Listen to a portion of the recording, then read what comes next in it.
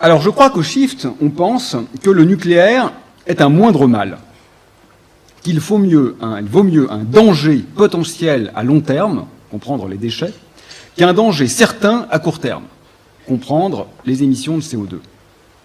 Sincèrement, c'est pas idiot.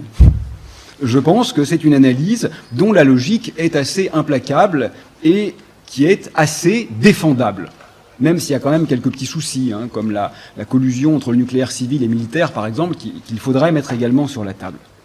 Mais mon avis personnel est quand même un peu différent. Moi, le nucléaire, je m'en fiche.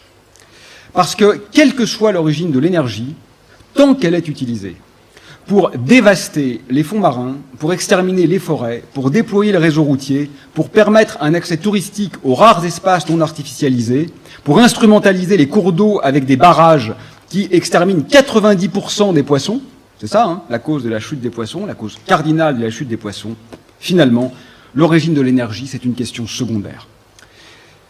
Il y a quelques jours, on m'a invité dans la montagne pour défendre une zone rurale.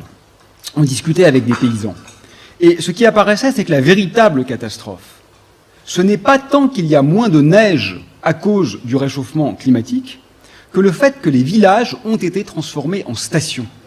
C'est ça, le malheur. Que la beauté du lieu, froide, toujours un peu inquiétante, entre altérité et complicité, ce qui forme peut-être la spécificité de la montagne, a été sacrifiée sur l'autel du dieu unique de la glisse. On a construit des cités fantômes, avec 150 habitants et 35 000 lits, au cœur de ce qui aurait dû demeurer un peu inaccessible, en oubliant que c'était ça d'ailleurs, la véritable richesse du lieu, avec ou sans émissions de CO2. Il n'est plus question maintenant que de consommer de la montagne. Alors dans un monde qui est ainsi transformé en parc d'attractions, franchement, la nature de l'énergie utilisée pour multiplier ad nauseam les remontées mécaniques, je pense que ce n'est pas notre premier problème. Si nous gagnons cette guerre contre la vie, nous l'aurons perdue. Alors sur le site de cet événement, j'ai lu que le Shift Project est un think tank qui travaille avec les entreprises pour une économie libérée de la contrainte carbone. Heureusement, je sais qu'en vérité, vous êtes beaucoup plus malin que ça. Parce que si vous réussissiez, ça serait quand même une très mauvaise nouvelle.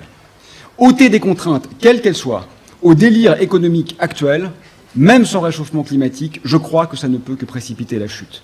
Si on ne change pas l'objectif, le moyen par lequel on parvient de toute façon à un monde stérile n'est plus la question essentielle.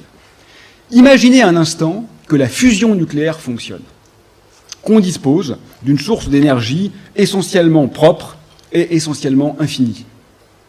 Je crois que là, ça serait vraiment la fin. Ça serait vraiment la fin, parce que sans une révolution axiologique, nous utiliserions cette énergie, comme on le fait en ce moment, pour la même chose. Pour faire essentiellement des routes, des télésièges, des fusées, des avions, des centres de loisirs et des parcs de réalité virtuelle, et ces répugnants navires de croisière et yachts ridicules qui fleurissent comme jamais. Nous aurions juste, en réalité, décuplé notre pouvoir de destruction. Je sais bien que toute l'énergie n'est pas utilisée pour ça. Mais on parle de ce qui pose problème.